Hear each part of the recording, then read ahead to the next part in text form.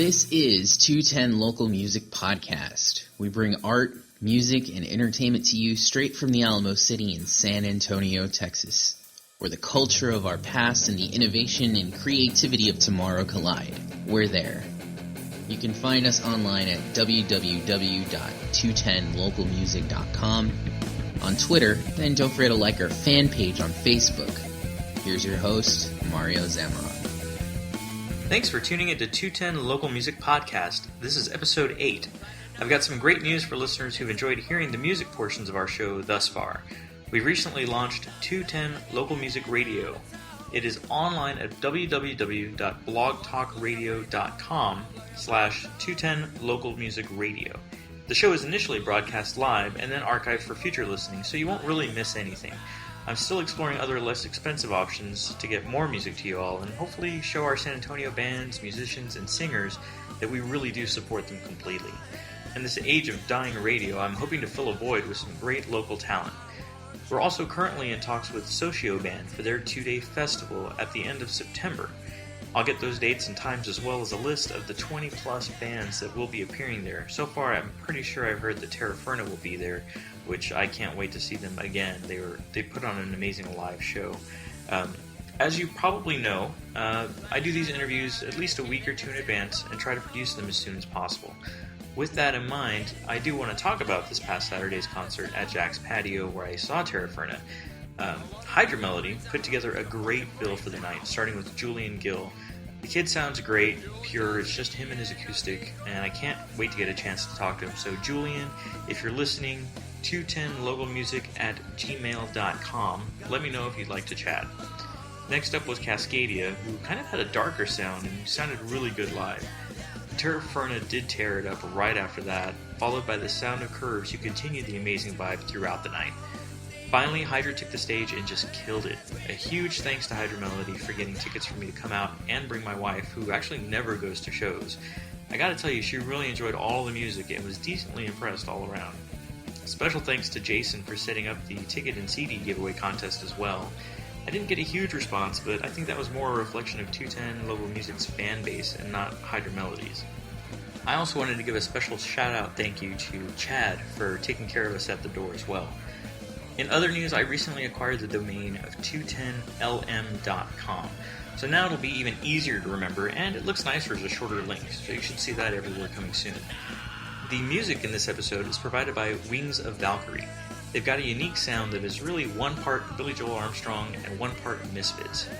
At the end of the episode, you'll get to hear the full track, maybe more, I don't know, you'll just have to stay tuned and find out. And lastly, this episode marks my first San Antonio artist, and I really wanted to get somebody whose art I really enjoy.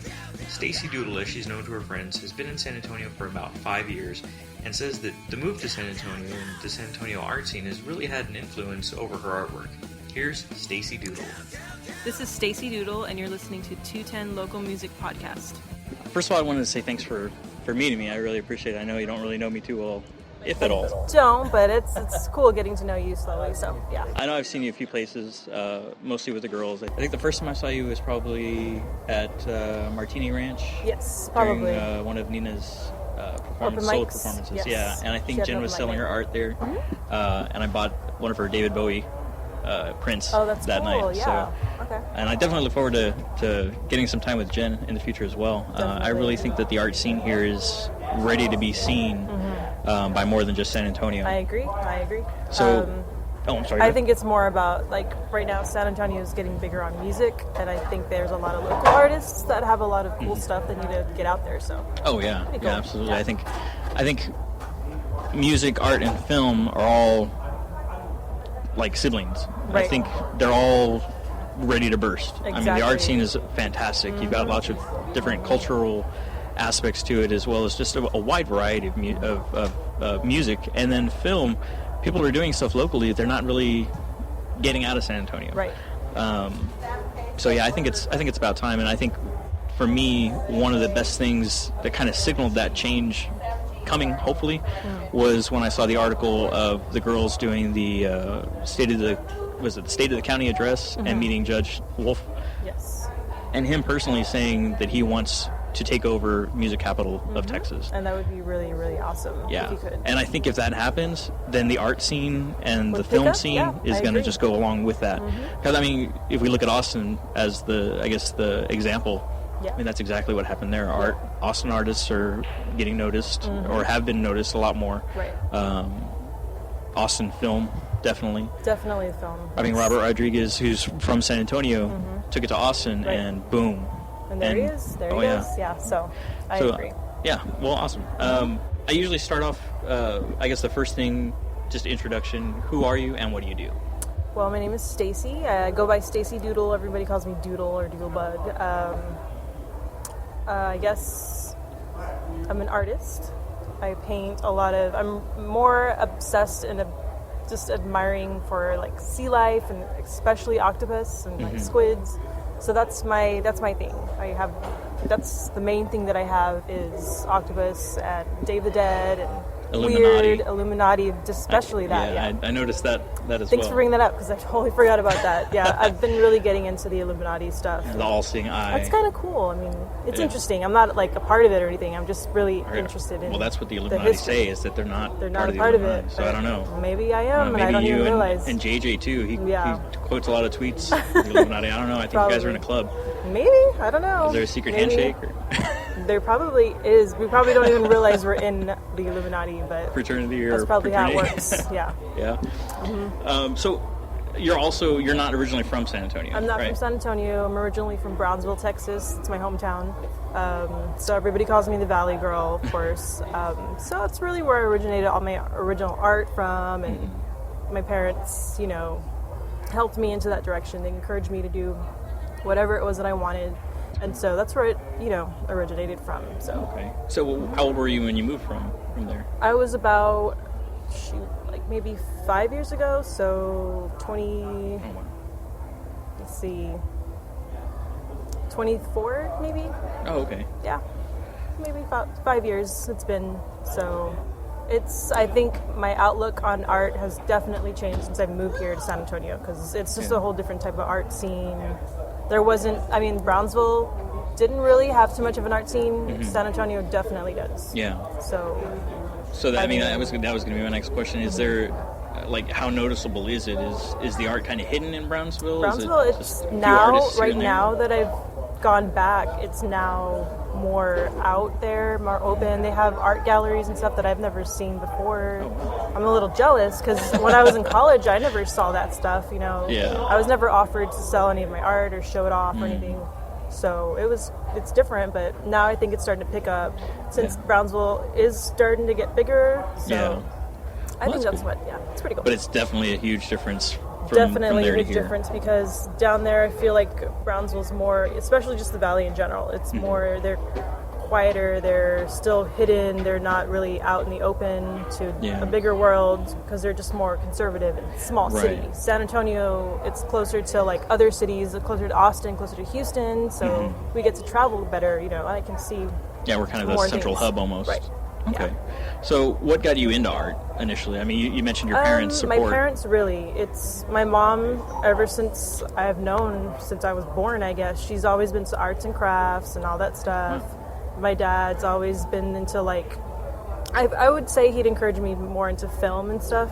Oh, wow. So he always, showed me, movies like Beetlejuice and, Tim Burton movies, the weird stuff that you wouldn't normally show your kids.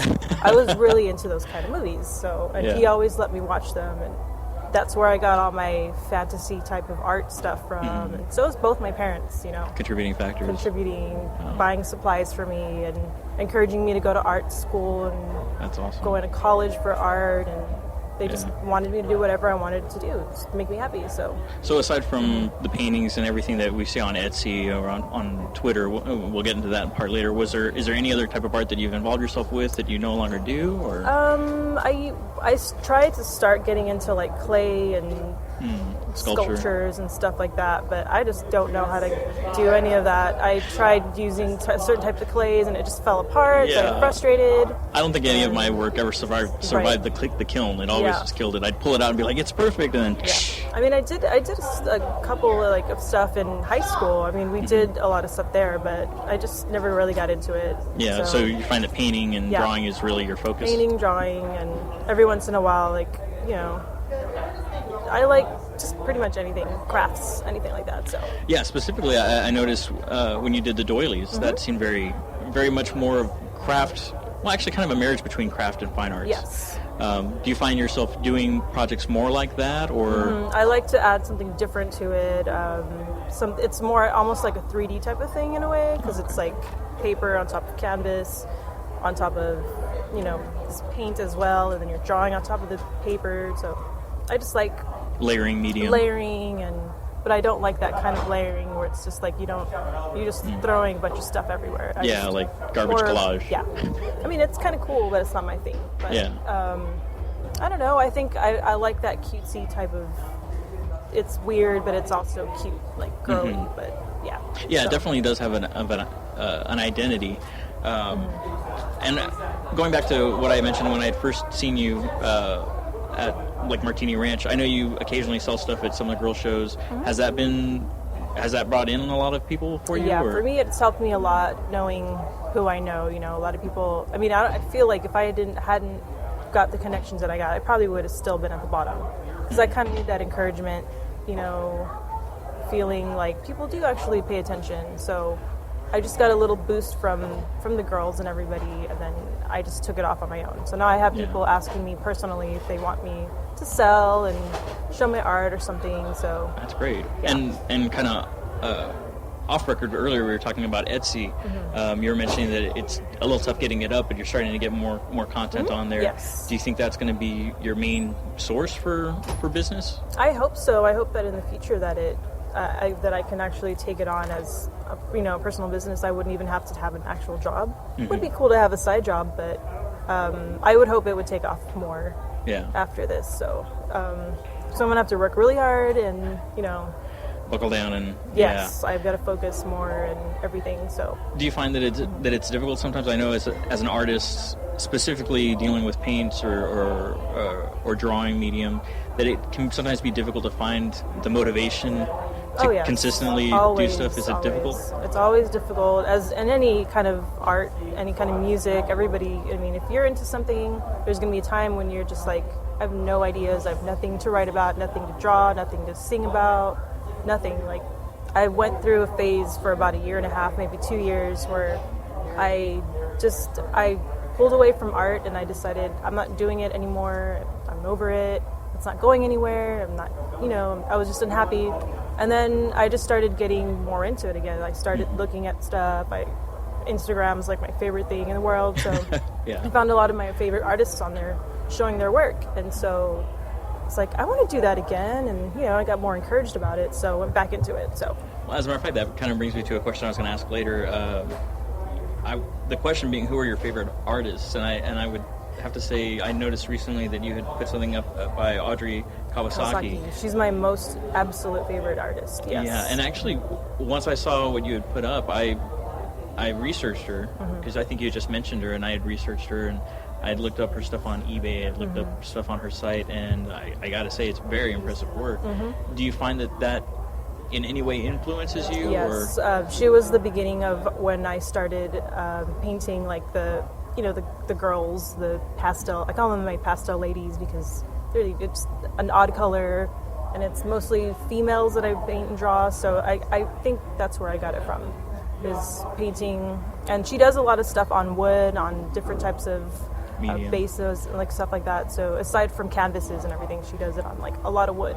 So I was like, I want to do something different where it's not just on canvas only. So I'm trying to steer away from the canvas, but I've got so much from it, so I've got to work with what I have. So, but she definitely influenced me with that like kind of feminine fantasy type of thing. Yeah. Who else would you put up with her? My very, very first, when I was younger, my very first favorite artist that I remember would have been Neil Gaiman. He's also, he's a Sandman, right?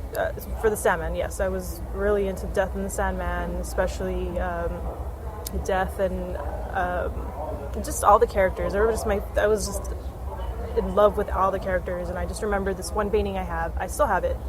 But I painted of all the girls, of course. It had to be all the girls that I painted, and ever since then, I'm just like, I like that kind of stuff. I like fantasy, women, everything like that. I just love it. So he was the base of how I started getting into all that stuff.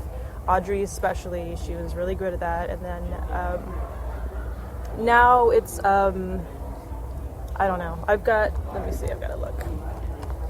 I have... So I can't just keep their names are just weird. Oh, Tara McPherson, definitely. She's got the same kind of stuff that I'm going for. She does these like weird, these like alien type of girls, but they're like pastel colors, and then they're just different colors aside from the normal skin colors. I think I remember seeing something that you posted. Yeah, she's a big influence also as my art. So I would say those are the top 3 for sure. Yeah. So as a local San Antonio artist specifically, are you with any art groups? Do you find support anywhere? I'm not with any groups at all. I really don't know anything about that's going on. Yeah, I don't. But I do have. I mean, I know a lot of people. So a lot of the people that I know they have businesses. They know how to book stuff, venues, and so they have like a lot of art shows that I'm usually with Eli Batt. He usually does a lot of stuff with art shows, and that's pretty much it. Like Eli really helps me a lot. So yeah. So how many shows have you had your work in? Since I just started doing shows, it's been 3 years in total. But I've only been very selective with like what I've done so far because I don't really do so much art. I haven't been really serious up until now. I would say maybe about 15 to 20 tops. Oh wow, that's still a good amount. Yeah, for somebody who's just barely starting out, in selling and stuff. But I would say about 20 or so. But are there any places slowly building?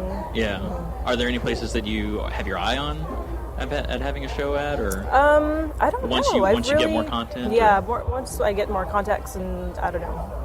But I honestly, wherever, and if anybody's willing to like have a show, I'll sell at it. Like I like to set up tables, sell stuff, and I've never actually had a gallery or anything where I've set up my stuff personally, but that would be really cool to have. So, well, lately I've researched a lot of the art scene in San Antonio, and I see more places starting to offer those types of opportunities. Mm-hmm.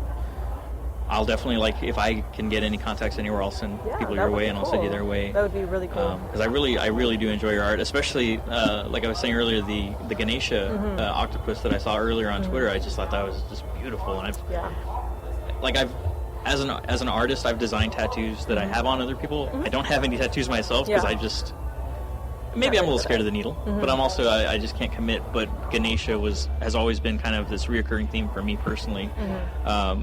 Has that been something, you said it was an older drawing? Yeah, it was. Did that used to be a theme as well? That was something I started getting into when I was really, I still do the octopus stuff, but I was really into octopus. So everything that I did had an octopus in it. So I was like, I want to do like a mesh between two different types of things, and I was really into the Ganesh. I was really into that. So I just, incorporated both of them. And then everybody's like, whoa, I like it. And it got sold so fast. And I'm like, oh, wow. I really like that. So maybe I should start doing it again. Different styles, different colors. Yeah, I said, I saw it. And I was just like, I had just arrived at the last location where we were going to do the podcast. And I was looking through Twitter because I was trying to catch up desperately with the Twitterverse because I had been out of it with the interview with the Hydra Melody. And I saw it, and I just stopped dead in my tracks. And I was like, man, this is really good. Yeah. I definitely look forward to seeing more of that. Definitely, sure. Another thing that I kind of noticed as well is not only the ladies, but one eye always being covered. Is there a specific... well, I'm really into, I said I was into the Illuminati and stuff.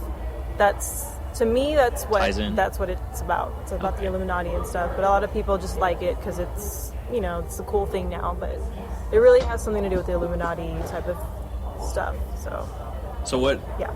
What about the Illuminati has your attention? What? It's just the mysteriousness of it, the weird you don't even ask, because I will get into conspiracy so theories? much. Yeah, it's conspiracies, and there's these very strange things that go on. I can go on forever about that, but that'll be a whole other podcast. I'll have you on when we do a conspiracy episode. But it's just a really interesting thing about us that we don't even know about that could be here. So I just think it's so interesting. So I'm starting to put it into my art, and it's like triangles and the Eye of Horus, and it's like stuff like that. It's just, I'm starting to get really into it. So anything that I see that's like, it's a triangle, oh, that's the Illuminati. There's one eye, that's the Illuminati, and then I'll just get really into it. So don't get too far into it. That'll just drive you crazy. Not to. Yeah, because like honestly, like I said, I'm totally into conspiracy theories. And as far as like Illuminati versus the Eye of Horus, then tying it back to religion, the Jesus story being a copy of the Horus story, and then before that in ancient Samaria, I can go on and on and on about this. Anything that's got things that you've never thought about, that you just realize, wow, I never saw that before, your mind gets blown, and you're just like, you just want to learn everything about it. So yeah, absolutely. One thing that I definitely wanted to cover, does being a lesbian have any impact on your art, do you feel, or is that a separate identity from the artist in you?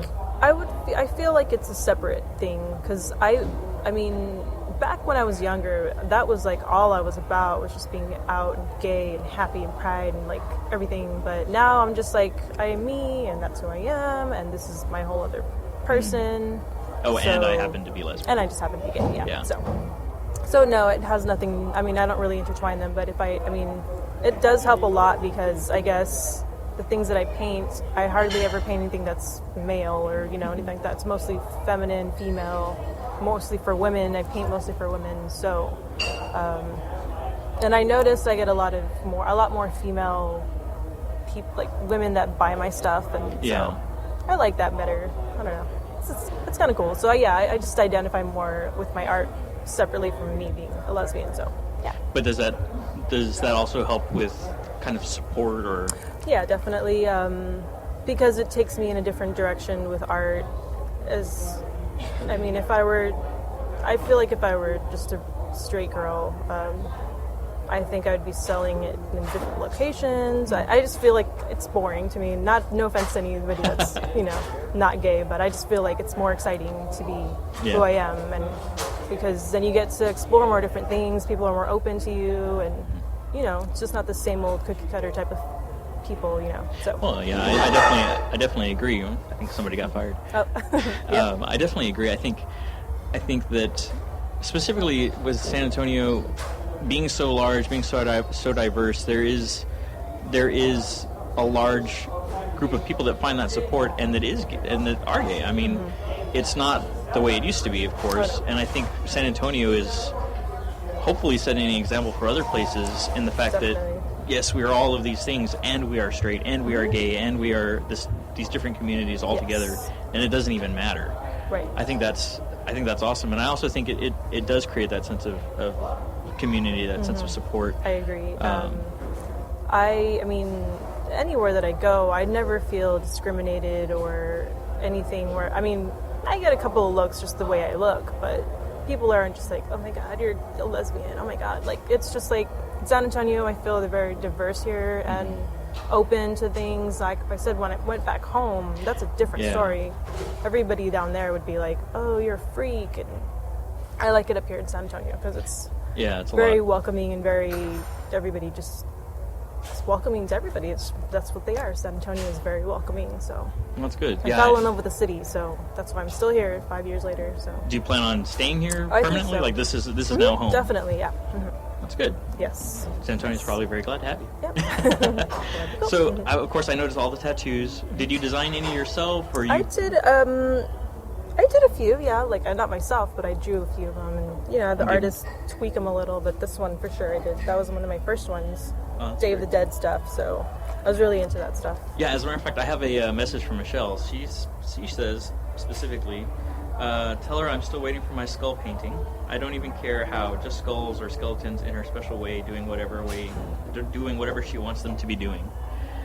She wanted me to give you that special message. Interesting. And I want to throw myself in there too. As like I am totally fascinated by the Day of the Dead, the culture of it. So am I. So whenever I see anything you put up Day of the Dead on Etsy, let me know. And, For sure. And I'll definitely check it out. I need to start going back into that. That's why I started going back into my art from what I used to do in the past. I was like, I really liked the way I did my style, and now I want to go back and do that now with everything. So, and I did a lot of Day of the Dead stuff. Now I'm kind of like traveling into like Tara McPherson style of art, and I want to incorporate the Day of the Dead stuff with that kind of stuff. So I probably will start doing more Day of the Dead stuff for sure. Good. If you're interested in advertising with 210 Local Music Podcast, please contact me at 210localmusic@gmail.com. You can also find me on Square at www.squareup.com/market/210-local-music. Hey, this is Buddy with Phone Alexa, and you're listening to 210 Local Music Podcast. What's your ultimate goal? Like, let's say, what's your 5-year, where do you want to be in 5 years artistically? 5 years, in general, I want to be somewhere artistically. I mean, I would stay here in San Antonio. I would want to be one of the big, somebody who people know, like, very well. And I mean, I would love to just make a business off my art, basically. If I had my own studio, gallery, that's probably what I would do. Honestly, I don't know. Artistically wise, I don't know what kind of a job I would have. I would just love just to make business off of my art. But 5 years from now, I just want to be bigger. I just want to be known, on my own, like without anybody else's help. I just want to be known for what I did and who be your I own am. boss. Yeah. I think that's the ultimate goal, is to be seen and to be able to make money at something that you love doing.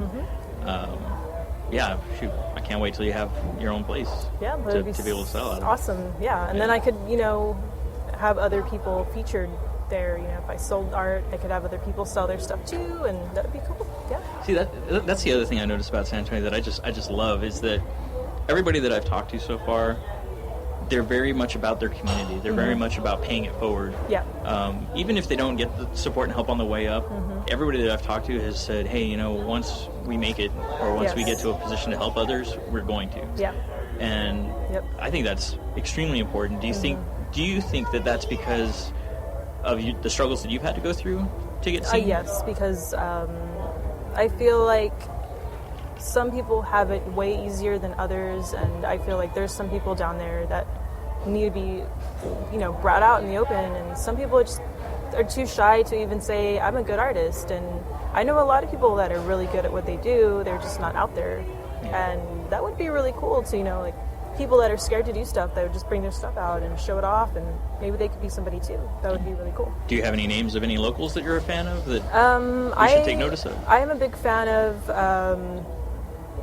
her name is, she calls herself Cuppy G, but her name is Selena. She's a really good friend of mine. She lives in Austin now, but she's from San Antonio. She does really, really awesome, I think she does oils, acrylics, colored pencil stuff. It's a lot of more of she does a lot of Marilyn Monroe type of stuff, but she adds stuff to the face. She's a really good one.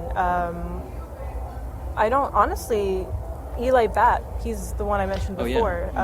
He does these really creepy type of he does he'll get dolls and he'll make them really creepy looking, and he's just a really awesome artist, and he does a lot of dark stuff, a lot of creepy stuff, but it's kind of cutesy in a way too. But I like that kind of mesh between the cuteness and the weirdness. And, well, like you mentioned earlier, almost the Tim Burton aspect. I mean, yes, of course. Oh my gosh, all these things are escaping my mind right now. The Bride. the Corpse Bride? Corpse Bride. How it's that very cutesy, but at the same time very dark and very different. Yeah. Do you feel that that's where, earlier you mentioned you kind of got your inspiration from that. Do you identify with it specifically? Is your personality like that, you think? Yeah, I definitely think it's, I mean, I never thought about it until you just said that, but yeah, I think it has a lot to do with my art and my personality going together. I'm very, very introverted, so I'm not, I have a lot of stuff that I want to get out there, but I'm just so quiet about it. But I mean, I think it's kind of that too, kind of a, not a two-faced thing, but there's like a multiple personality type of alter ego kind of thing. Yeah, which is, I think, so a lot of artists. It's like, yeah. I think that's what my art is mostly about, is having these two sides to it, where it's cute but it's creepy, or it's weird but it's kind of, it's a dichotomy. Right, yeah. So, I mean, I would say so, yeah. That's definitely. Cool. Well, let me, if you don't mind, do you have any other work to show off? This is I brought this to write my notes in, but this is like all my old stuff that I had. Like, this is the one where I had the octopus, and then koi. That koi is amazing. You know, these are like all the stuff that I had back in the day when I really was into octopus. Obviously, it's all octopus stuff. Octopus and Day of the Dead, that's awesome. So and I just love that Ganesh. And then, I just started getting into different animals. And just to mess with the ideas, This was my like first sketchbook where I started going nuts. I love the eyeballs. With it. Yeah. That's great. I know, it's pretty cool. And then triangles in the background, eyes, Illuminati stuff. I'm really into all that stuff. And nice ring. Yeah, so it's really, I don't know. I have so many octopus stuff, I can't even believe. But yeah. Well, that's good though. I mean, it kind of lends itself to your, almost like a trademark. Mm-hmm. Yeah. And that's definitely something that you can market. That's what I'm trying to go for, is she's the girl that does the octopus stuff, or she's the girl that's really into that squid and Illuminati stuff. But yeah, that's what I'm trying to go for, definitely. Earlier, when we were driving over, we had mentioned how we had both had those periods where we were just tired of our art and we just started throwing stuff away. Does that frustration, is that something you're constantly having to fight against? I know we kind of mentioned it earlier with having to have that strike of genius to start working. But do you find it to be debilitating at times? Right now, I'm good. Like I'm actually going in an upward motion, not downward. I'm not falling back into that spiral where I'm just like, forget everything and like I hate everything, throw everything away and put all my art stuff, put them away in boxes. No, I mean, it's always there every day. I wake up and I want to do something. I want to draw, I want to paint. The only thing I have is the motivation to do it. I'm just like, I want to do it, but I don't want to do it, kind of a thing. And that's what stops me most of the time. So I need to get out of that. I'm still in a weird little funk, but still going in a positive direction. So recently, like I said, I've been doing a lot better in art and stuff, so that's what's motivating me more to like, I'm just going to go ahead and draw. I'm going to do this, we'll do that. Show it off and get it out there. So, do you think having a 9-to-5 job kind of hinders that as well? Hinders Not really, that creativity? Because my job really accommodates if I need to have an art show or anything like that. They're really great about letting me have that day off to go and do that, and they're really great with that stuff. And while I'm there, I'm also able to come up with ideas while I'm working, because all I do is I sell tickets. Box office. I was going to say box office is kind of quiet sometimes. Yeah, so, after a while you get kind of like a little, it gets a little slow up there, so you just want to draw and you want to sketch and you have so much ideas, so I just always have a sketchbook with me, maybe 2 or 3 of them with me, depending on the size of my purse of the day, so, but, and I'll just draw and I'll sketch, and it's just, it's really great to have that job, because, I don't think any other job would allow me to, have that on the side. That's awesome. Yeah. Definitely. I know we had talked about how film has kind of impacted your art, but do you feel that music impacts your art in any way, shape, or form? Not really. Not too much, ironically, but not too much. It's kind of weird. I honestly never thought of not having music. I don't know. I love music. I'm really avid about music and different types of genres and stuff, but I guess the only thing that would influence me music-wise would be like Julie Ruin, Bikini Kill, all this Riot Girl punk rock type of stuff. Yeah, I would say that would be something influential in my art, but just because it kind of identifies with the genre in general. Yes, but aside from that, I don't know. I would say more of the film side than music side that I'm more influenced by. When you have the time and you're making art at home, do you listen to any sort of music, or do you put on movies? I usually have a list of music, like a particular playlist to get the creativity going. Definitely, and it's usually like the Yeah Yeahs, Metric, I Bjork. just discovered Metric, which is... Really? I know a lot of people are going to say that's blasphemous, but yeah, I just discovered them. It's good. Whether you discover them now or before, they're awesome. I mean, they just had a show recently that I went to, and that I think I could say that definitely inspired me, like, to go home and like paint and stuff. So yeah, but Metric has a lot of like that gold color. She's like really into gold and like shapes and stuff. So I was like, oh, that's really cool. I want to do that to my paintings and add that. And so now I'm really into the gold color. Yeah. So yeah. And it's funny you mentioned Bjork, in which, by the way, I'm a huge Bjork fan. I just love her work. It's funny now that I'm thinking about it. I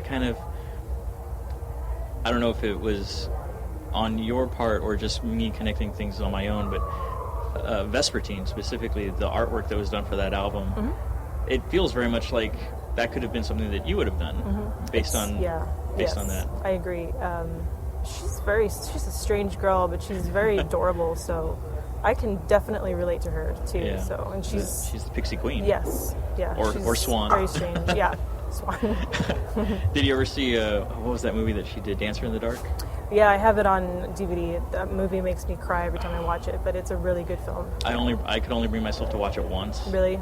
And it was funny. I was living at home at the time. I saw it, and it was like 2:00 in the morning, and my mom was in the kitchen, and I was in the living room watching it. As soon as it was over, I turned it off. I turned off the TV, and then my mom said, "You going to sleep?" And I'm like, "Yeah."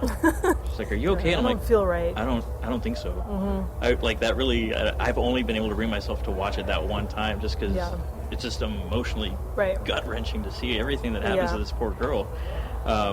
Especially after her lifestyle and like who she's, her children and her family, and for her to go that way, it's really crazy. Oh, but I still love that movie. It's just a great movie because it's a musical as well as being a dark film. But I think after it came out, she kind of sunk back because people were like, "Oh my God, you're an amazing actress," and they forgot about her music in the film, and I think that kind of upset her. And she backed away. Yeah. She's a little strange. I could understand her being like, no, don't pay attention to my acting. Yeah. Makes sense. Do you think that's kind of a common theme for a lot of artists? I mean, you mentioned earlier about being a little timid. Do you think that's part of that artistic challenge? I would say so. I guess it's really, I don't even know how to describe it. Is it part of that dichotomy, maybe? I'm really artsy, I've got a lot to say, but don't talk to me. In a way, I'm actually extremely like that, where I'm sitting at my table selling stuff, but I'm just like, at the same time, I'm just like, oh, don't come over here, or don't make eye contact with me because I don't want to talk to you, because I'm just so scared about it, and I just don't. Like, here, just look at my art, I don't want to have anything to do with you. Take it, tell me how much you want, like... Yeah, there's the jar to drop your money in, and here's the other jar to take the change from. Yes. Yeah. Do you think that somebody running that for you would help, like a merch girl or something? I don't know. I mean, it's hard because I still want to be there, and I still want to sell it, and I want to experience everything, but I'm at the same time very, very antisocial, I guess, very timid and scared to talk to people, but at the same time, I also want to get out there. And I also want to learn to talk more with people, because, I mean, before I moved to San Antonio, it was so quiet. I didn't want to do anything. I don't want to deal with anybody, but now I'm trying to get out there. I just want to make friends, make new people, Well, I definitely think this is a huge step. I mean... Yeah, definitely. Like I said, I barely know you, and you were more than willing to come on. I know. I've got to make those steps for myself, otherwise I'm not going to get anywhere in life, so, yep. Well, something that I ask everybody, or that I try to, I think I missed it on 2 interviews. If someone were to write a book about you, what would it be titled? Oh God, I don't even. That's hard. That's thanks to my wife. She thought up that question. Thanks a lot. No. That's actually what led to Michelle telling me about her book. So is that something that... I don't even know. I don't even feel like there should even be a book written about me right now, because there's not even a chapter yet written for me yet. How about what I mean? How about after your 5-year goal? Let's say whenever it happens, you've got your own place, you've got things going. If we were to name the first 10 chapters out of a 40-chapter book, let's call it that. I don't even know. It would, God, it's just so hard. I mean, I don't even know. I mean, maybe it shouldn't even be titled anything. Just Untitled? Maybe Untitled. that's the title? Could be. So it's so, I mean, corny, but Untitled, so mysterious. It would have to be something mysterious in a way, because I came out of nothing, and you know, if I do ever get out there, that would be amazing, because I think that when I was younger, I was a nobody, because, you know, I was just some little Mexican girl, you know, in the valley, you know, really into art, and I was even into soccer. So to take my lifestyle in a different direction like that, and getting out there, I don't even know what I would title that at all. Well, coming from an artistic perspective, instead of a title, if you were to design the cover, it would be very brightly colored, something that would catch your eye. Yeah, definitely something brightly colored. Something that incorporates my art right now. Like, I could see gold and, you know, turquoise and pinks and like everything. And of course, you got to have the octopus tentacles in there somewhere. So, yeah, it would be cool. I think I have an idea for a background for something later now. So. Oh, good. Yeah. Inspiration everywhere, right? Mm-hmm. That actually kind of brings me to another question that I hadn't thought of before now. If wanting to get out there, wanting to get your art seen, have you ever thought about doing album covers or flyers for bands? Kind of tying that in? I've always thought of doing like a t-shirt, like kind of some t-shirt designs, and if I get more confident in my art and everything, because I'm not very confident with what I do now. Like, I'm still very judgmental with my stuff. So once I get out there, I'd probably like to do some kind of album art as well. But t-shirt art would be kind of cool too. I mean, where you'd want to start first? Yeah, I've only done one design for Girl in a Coma. It was an old design, and it was I believe it was a sugar skull with the spider web in the background. That was one of their. I think I've seen that. Yeah, I did that one. I think I saw that in an old picture. And I think it's also in a hoodie too. And I mean, people love that one, but I'm just like, I see so many flaws in it. I'm just like, God, I could have fixed that. Or now it's on a t-shirt. Now people are wearing that everywhere, all over the States, and it's so embarrassing. But so that's what my fear is, seeing my art somewhere and then wanting to fix it, and it's already in print and it's already out there, and so that's why I'm kind of like iffy about anything like that. So and just to hopefully set your mind at ease, I think that's every artist. Mm-hmm. I mean, there's plenty of times where I had created something and somebody was like, "Oh man, I love that." Like, for example, the tattoos that I've done. I'm like, "Oh, cover that up." Yeah. Like, there's like, so many things wrong. Do you not see what I see? That there's that line needs to be fixed. There seems to be a very not even a thin line, a very thick line between artists that create and artists that enjoy the art. Specifically, they don't see it in the same way that the creators do. Do you think that maybe there's that possibility that you could get past that, or do you think it's just always going to be perfectionism there? is part of? You know, I mean, people like Neil Gaiman. You know, he's probably still doing that too. He's probably very critical in his own work.